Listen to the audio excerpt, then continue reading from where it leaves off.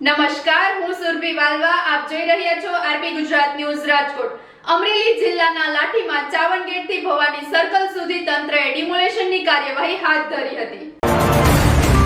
Police કાફલો અને JCB સાથે તંત્ર મેદાને ઉતરતા વેપારીઓ રોડ પર આવી ઉગ્ર વિરોધ નોંધાવ્યો હતો.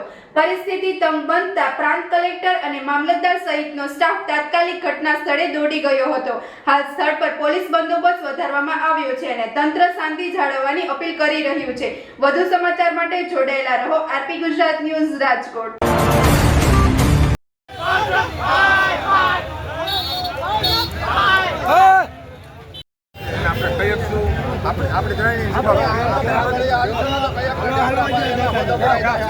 नुकसानी